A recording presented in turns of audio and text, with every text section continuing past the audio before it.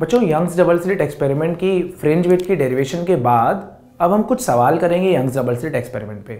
तो मैं काफ़ी वेरिएंट्स कराऊंगा आपको, 10 से 15 variants Young's double slit experiment पे क्या क्या क्वेश्चन बन सकते हैं। पहले सवाल से शुरुआत करते हैं, ठीक है। पहला सवाल है बच्चों कि double slit screen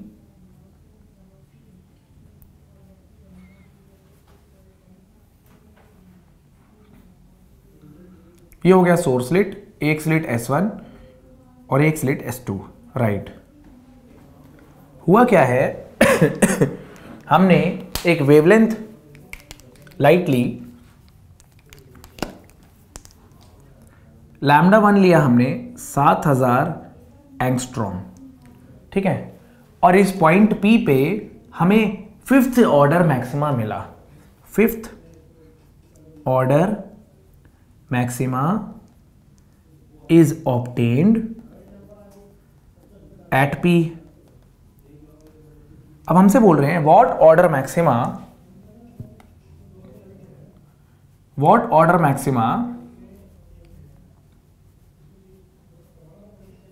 will be obtained at P if λ1 is replaced by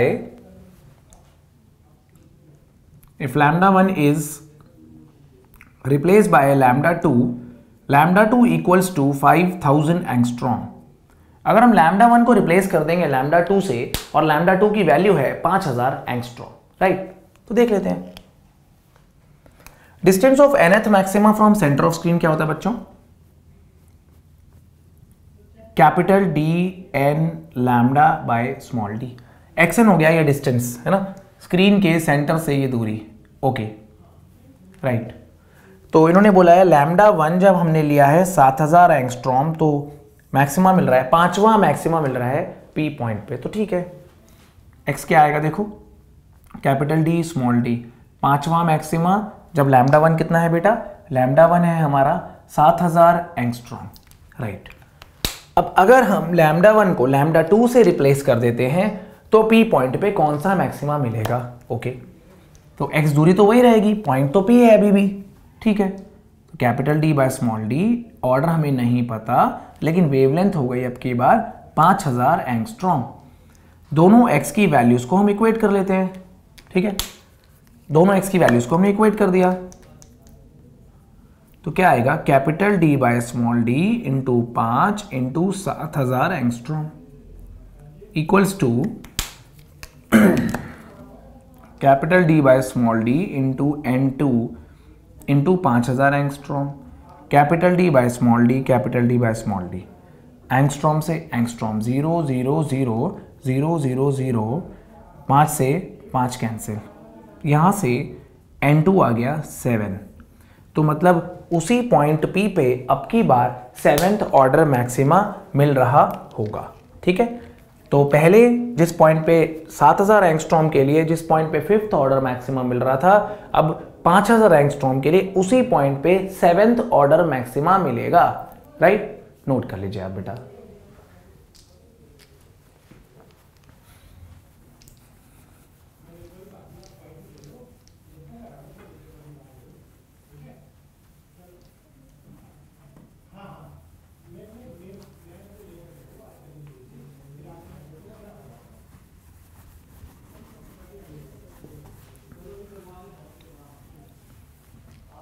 अगला सवाल देखते हैं बच्चों हम। अगला सवाल है what will happen to fringe width of maxima minima. एक ही बात है, दोनों की फ्रिंज विड्थ सेम होती है। If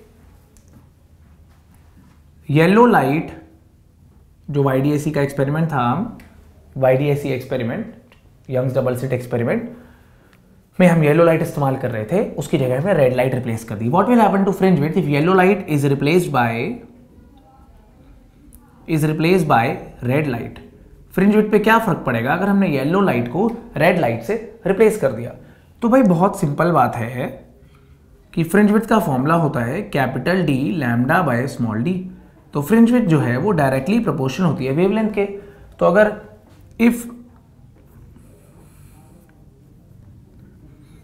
if yellow light is replaced by red light, तो lambda will increase, so beta will increase. Lambda will increase, so beta will increase. अगर yellow light is replace by red light तो lambda बढ़ेगा तो beta भी बढ़ेगा, बिल्कुल सही बढ़ेगा। ओके, आप नोट करिए इसे।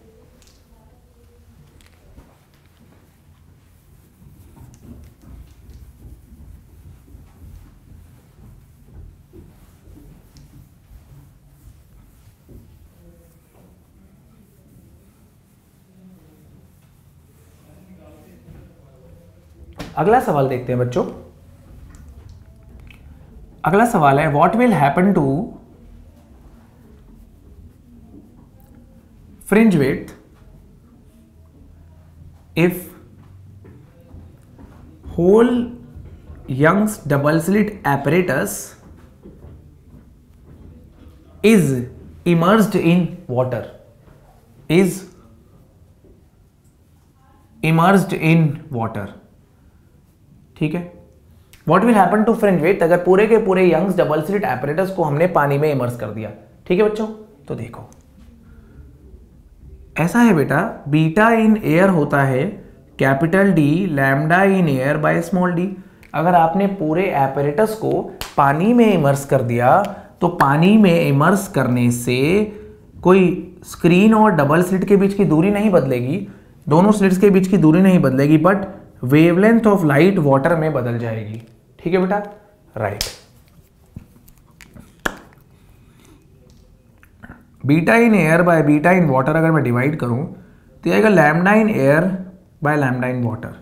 ठीक है, रिफ्रैक्टिव इंडेक्स का फॉर्मूला हमने पढ़ा है C divided by V। Okay, C equals to nu into lambda in air divided by nu into lambda in a medium. तो lambda in air divided by lambda in water comes out to be mu. तो यहां से आ गया हमारा fringe width air में divided by fringe width water में equals to mu. तो फ्रिंज विड्थ वाटर में comes out to be beta in air divided by mu. तो अगर आप पूरे यंग्स डबल स्लिट एपरेटस को पानी में इमर्स कर देते हो तो fringe width 1 by mu times हो जाएगी, या फिर हम कह सकते हैं कि म्यू टाइम्स घट जाएगी, राइट, क्योंकि मीडियम बदल गया है, मीडियम बदलने से वेवलेंथ बदल जाती है। ओके बेटा, नोट करिए आप इसे।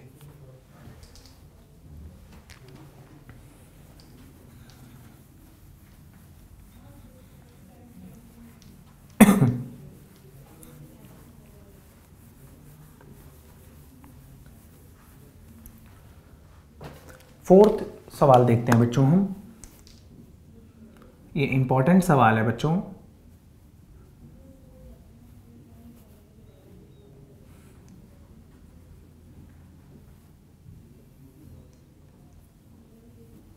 ठीक है, हमसे बोला जा रहा है, ऑब्वियस सी बात है कि अगर ये S1 स्लिट है और S2 स्लिट है तो मुझे आप एक सवाल का जवाब दो कि S1 स्लिट से जो भी वेव निकलेगी O पॉइंट पे पहुंचेगी और S2 स्लिट से जो भी वेव निकलेगी वो O पॉइंट पे पहुंचेगी।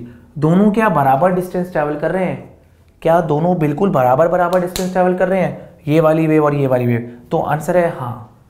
अगर दोनों बराबर डिस्टेंस कवर कर रहे हैं तो फेज डिफरेंस है 0, cos 0 1, यानी O पॉइंट ब्राइटेस्ट पॉइंट होगा, O पॉइंट पे मैक्सिमा मिलेगा। ठीक है, नॉट एन इशू। तो मान लेते हैं O पॉइंट पे मैक्सिमा मिल रहा है और O पॉइंट के कुछ थोड़ी दूरी पे हमें मिनिमा मिला, राइट। तो हमसे बोल रहे हैं यहाँ पर कि OP डिस्टेंस है, ये पूरा कितना आएगा बेटा? ये पूरा आएगा बीटा फ्रिंज विड्थ। ठीक है, दो मिनिमा के बीच की दूरी है, दो मिनिमा होंगे। ओके, O पॉइंट पे मैक्सिमम इंटेंसिटी आ रही है। हमसे कह रहे हैं OP डिस्टेंस, ये P पॉइंट है, OP डिस्टेंस है बीटा बाय 3। ठीक है, और both the interfering waves, both the interfering या superimposing wave, interfering waves have equal intensity और उसकी वैल्यू है आई। ठीक है, calculate the intensity of resultant wave obtained due to superposition of light waves from S1 and S2। ठीक है, calculate intensity of resultant wave eight point P। तो point P पे जो रिजल्टेंट वेव बन रही है हमसे बोल रहे हैं उसकी इंटेंसिटी बताओ। तो ठीक है, not an issue. Path difference होता है dx/d। ओके, लेकिन x कितना हो गया OP और x है कितना β/3 है ना। x होता है स्क्रीन के सेंटर से दूरी, तो राइट। तो पाथ डिफरेंस आ गया हमारा यहाँ से d/d और x है हमारा β/3, राइट। तो बीटा की वैल्यू होती है कैपिटल D λ/स्मॉल d। कैपिटल D से capital D cancel, small d से small d cancel. Path difference आ गया λ/3, राइट बेटा। इस पाथ डिफरेंस के कॉरस्पॉन्डिंग फेज डिफरेंस कितना आ रहा होगा वो देखते हैं।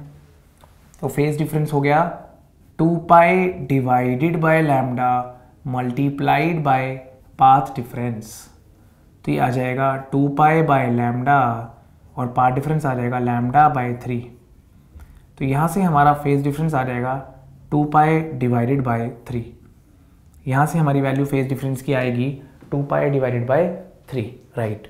तो नई वेव जो बनेगी दोनों के सुपरपोजिशन से, उसकी इंटेंसिटी का फॉर्मूला होता था I1 plus I2 plus 2√I1 I2 cos phi।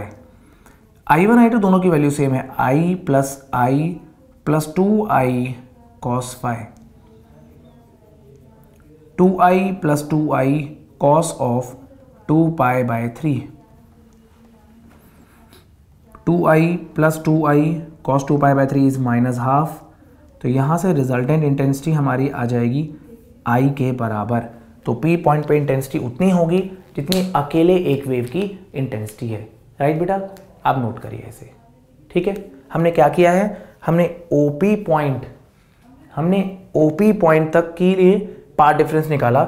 मतलब S1 स्लिट से और अगर S2 स्लिट से वेव्स P पॉइंट पे पहुंचती हैं तो उन दोनों वेव्स के बीच में पाथ डिफरेंस कितना होगा, उसके कॉरस्पॉन्डिंग फेज डिफरेंस कितना होगा। फेज डिफरेंस पुट करके हमने रिजल्टेंट इंटेंसिटी का फॉर्मूला ऑब्टेन कर लिया, राइट। आप नोट करिए इसे, ठीक है।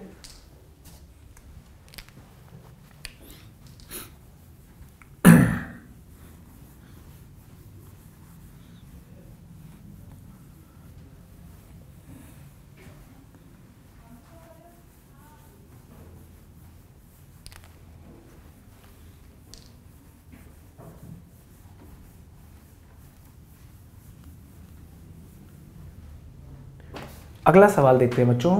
कुछ हम बेसिकली सवाल तो नहीं है, एक तरह से फॉर्मूले डिराइव करेंगे। तो सवाल ये है कि find angular position of nth maxima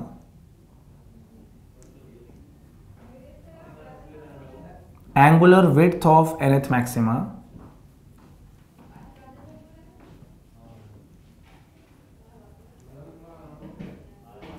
angular position of nth minima, angular position of nth minima, and next part is angular width of nth minima, angular width of nth minima। ठीक है बच्चों, right. Angular position of nth minima, nth maxima के angular position, angular width, minima के angular position, angular width. तो सवाल ये उठता है कि है क्या ये एंगुलर पोजीशन। तो ऐसा है भैया, मैं स्क्रीन के सेंटर पे बिल्कुल आंखें गड़ा के ऐसे खड़ा हुआ हूँ। अब मुझे फिफ्थ मैक्सिमा देखने के लिए किस एंगल पे देखना पड़ रहा है, तो हॉरिजॉन्टल के साथ जो एंगल बन रहा है वो कहलाएगी एंगुलर पोजीशन फिफ्थ मैक्सिमा की। सिक्स्थ मैक्सिमा के लिए मुझे किस एंगल पे देखना पड़ रहा है वो कहलाएगा, जो एंगल बन रहा होगा एंगुलर पोजीशन सिक्स्थ मैक्सिमा की। उन दोनों मैक्सिमा के बीच में जो एंगल बन रहा है, मीन्स मान लो मुझे फिफ्थ मैक्सिमा को देखने के लिए 30 डिग्री पे देखना पड़ रहा है और मुझे सिक्स्थ मैक्सिमा को देखने के लिए 31 डिग्री पे देखना पड़ रहा है। दोनों का डिफरेंस जो 1 डिग्री होगा वो कहलाएगा angular width of nth maxima. तो समझते हैं मैं क्या कहना चाह रहा हूं आपसे। हम सॉल्यूशन में पहला टॉपिक देखते हैं, that is angular position of nth maxima. Angular position of nth maxima, nth maxima की एंगुलर पोजीशन। ठीक है, angular position of nth maxima बहुत सिंपल मुद्दा है। देखो, दो स्लिट बनाते हैं, डबल स्लिट प्लेन बनाते हैं बच्चों।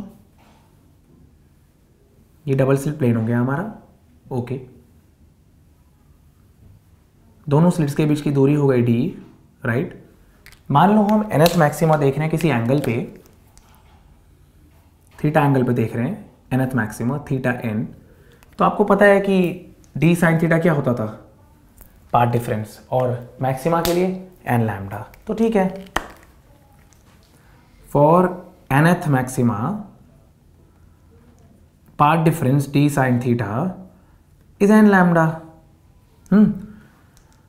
If theta is small, usually होता ही है, मैंने आपको बताया था ना जब डेरिवेशन करी थी। खैर अभी देखो आप, इफ थीटा इज स्मॉल तो मैंने साइन थीटा की जगह थीटा रख दिया और यहाँ से थीटा आ गया n lambda divided by d। याद करो बच्चों, जब मैं आपको यंग्स डबल स्लिट करा रहा था, एजम्पशन 2 करा रहा था, तो मैंने आपको बताया था कि थीटा प्रोपोर्शनल आता है लैम्डा बाई d के। नाउ यू अंडरस्टैंड कि थीटा लैम्डा बाई d के प्रोपोर्शनल कैसे आया। ठीक है ना, मैंने लिखा था यहाँ पर साइड में और मैंने आपको बताया था कि मैं बताऊंगा थीटा लैम्डा बाई d के प्रोपोर्शनल कैसे होता है। अब लैम्डा अगर नैनोमीटर में है और d मिलीमीटर में है तो theta is obviously very small. भाई 10 की पावर -6 आ गया यार, नैनोमीटर बाय मिलीमीटर तो 10 की पावर -6 हो गया। 10 लाख टाइम्स छोटा है लैम्डा, 10 लाख टाइम्स। एग्जाम्पल दिया था मैंने कि अगर आपके पास 1 रुपये हो और मेरे पास 10 लाख रुपए हो तो मेरे पैसों के कंपैरिजन में आपके पैसे नेग्लिजिबल है, राइट।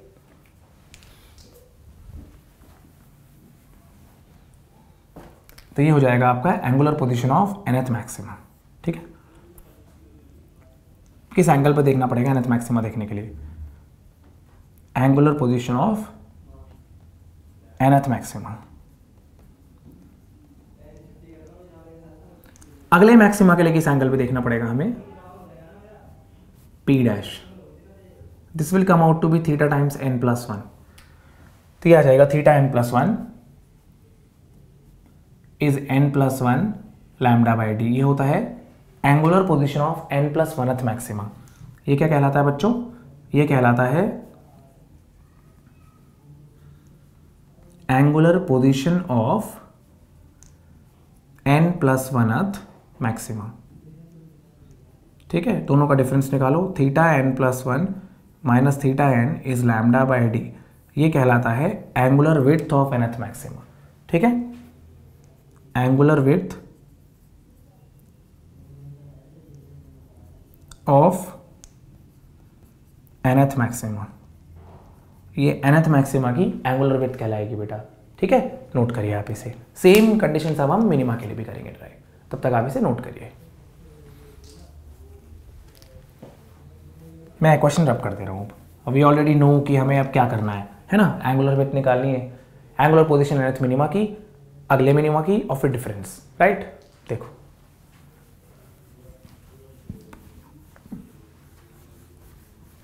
मैं डायग्राम में बदलाव नहीं करता हूं। अब जो पी पॉइंट हमारे लिए पहले मैक्सिमा था, अभी वो पी पॉइंट हमारे लिए मिनिमा होगा। ओके, तो I am saying for nth minima d sin theta should be equal to 2n+1 lambda by 2। फिर वही बात, इफ थीटा इज स्मॉल तो साइन थीटा की जगह अप्रोक्सीमेटली थीटा, तो theta is 2n+1 lambda divided by 2d। ठीक है, ये हो जाएगा angular position of nth minima.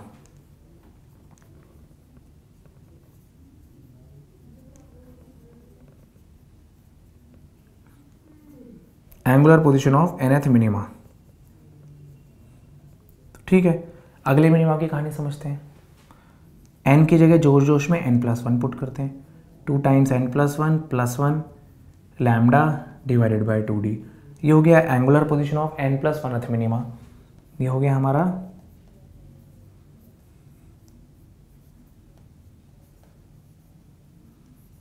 Angular position of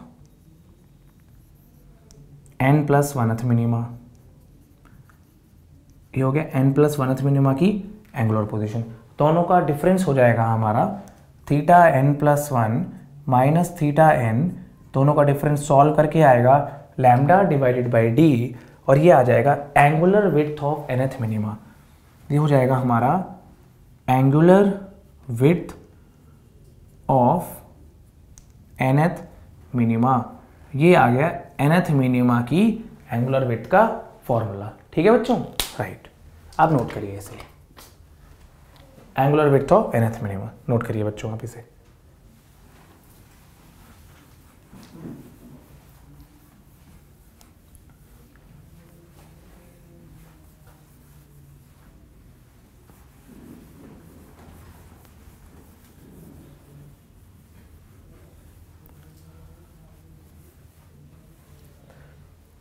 अगला सवाल जो बच्चों बनता है हमारा, वो बहुत इंपॉर्टेंट सवाल है। मतलब ये इस लेवल का इंपॉर्टेंट सवाल है कि आप ये सोच सकते हैं कि अगले साल के पेपर में आएगा। ठीक है, this is question number 6। Note करिएगा, बहुत इंपॉर्टेंट सवाल कराने जा रहा हूं मैं आपको। ठीक है, अगर आप नीट 2017 में अपियर होंगे तो आप ये लिख लीजिए इसमें नीट 2017, या फिर ये 2018 में अपियर होंगे तो 2018। अगले 2 सालों में से 1 साल में आने के बहुत चांसेस हैं। ऐसा इसलिए नहीं कि मुझे ऑलरेडी पेपर पता होगा, बट आई एम गेसिंग कि ये अपने आप में बहुत इंपॉर्टेंट क्वेश्चन है। मैं अगर पेपर सेट करूं तो मैं ये क्वेश्चन ज़रूर दूंगा यंग्स डबल स्लिट पे, राइट। और this type of question has already been asked by CBSE in their CBSE sample paper. Board के सैम्पल पेपर में एक बार ऐसा सवाल वो पूछ चुके हैं हाल ही में, 1-2 साल पहले, राइट। तो सवाल बहुत इंपॉर्टेंट है बच्चों। ये डिस्टेंस है 2d और ये डिस्टेंस है d, ओके, राइट। और इन्होंने बोला है हमसे कि जो ये पॉइंट है यहाँ पर बन गया first minima. First minima is obtained at the in front of slit S2। Lambda पूछ रहे हैं क्या होगा, राइट। सवाल ये है, यहाँ से एक वेव आ गई, राइट, ऐसे, और यहाँ से एक वेव आ गई ऐसे, और हमसे बोल रहे हैं कि first minima is obtained at the in front of slit S1, lambda कितना होगा। ठीक है, first minima is obtained in front of S1, lambda कितना होगा। तो देखो यार, एक बात बताओ, ये दूरी कितनी आ जाएगी, ये d है पूरा, तो ये दूरी कितनी आ जाएगी, ये दूरी आ जाएगी d/2, बिल्कुल आ जाएगी। तो ठीक है, तो पार्ट डिफरेंस क्या होता था, पार्ट डिफरेंस होता था dx/d, है ना, और x की वैल्यू है d/2, d/2 आ गया, राइट। x की वैल्यू है d/2, तो this comes out to be d²/2 times capital D। Path difference क्या होता था हमारा, dx/कैपिटल D, और x की वैल्यू कितनी है d/2, तो ये आ गया d²/2d। और फिर हम बोलेंगे for obviously capital D is also small d here, capital D की value is not small d, it is 2d, है ना, capital D is 2d hair ना, 2d, ओके। तो ये आ गया हमारा this comes out to be d/4। और फिर हम बोलेंगे फॉर मिनिमा, पहले मिनिमा के लिए पार्ट डिफरेंस क्या होता था, λ/2, 3 λ/2, मिनिमा के लिए 5 λ/2। तो पहले मिनिमा की बात हो रही है तो λ/2, तो फॉर फर्स्ट मिनिमा d/4 आ गया λ/2, तो यहाँ से लैम्डा निकल आएगा। ठीक है बच्चों, तो मैंने आपको सॉल्यूशन करके कन्विंस कर दिया। अब मैं आपको ये बताने जा रहा हूँ, this is the wrong solution. हर बच्चा यही करेगा। पार्ट डिफरेंस dx/d जब मैंने आपको डिराइव कराया था, तो आपको एक बात का ध्यान रखना पड़ेगा।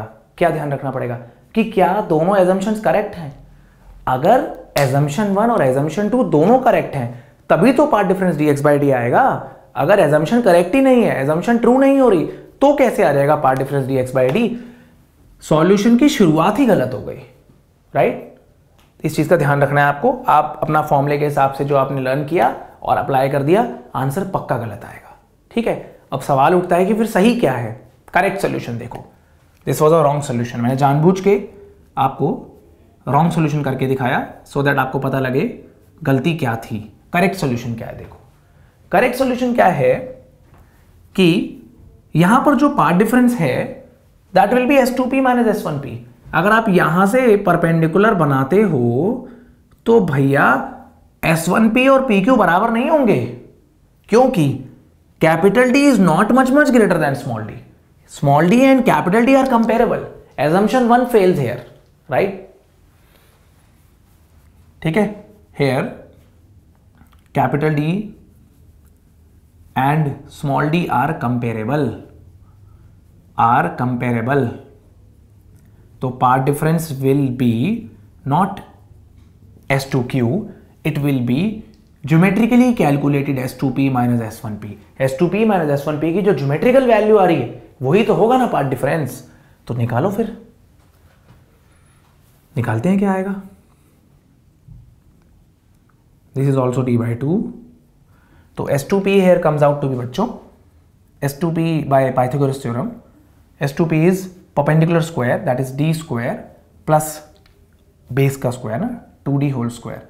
तो this is actually root 5d square, that comes out to be root 5 times d। What is S1P then बेटा? S1P obviously it is easy to calculate, that is 2d, है ना। अब पार्ट डिफरेंस निकालेंगे। क्लियर ये बात? मैंने क्या बोला, ध्यान रखेंगे बिल्कुल हम।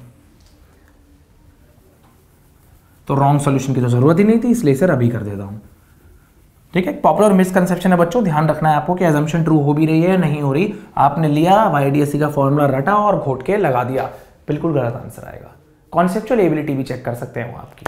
ठीक है, राइट। तो path difference here is S2P minus S1P, that is root 5 times d minus 2d, that comes out to be root 5 minus 2 into d. For first minima, part difference comes out to be lambda by 2, तो root 5 minus 2 into d is lambda by 2, तो lambda आ गया 2 times root 5 minus 2 into d. Here we get the value of lambda. This is the correct solution. जो वो निकाला that was totally wrong. Okay?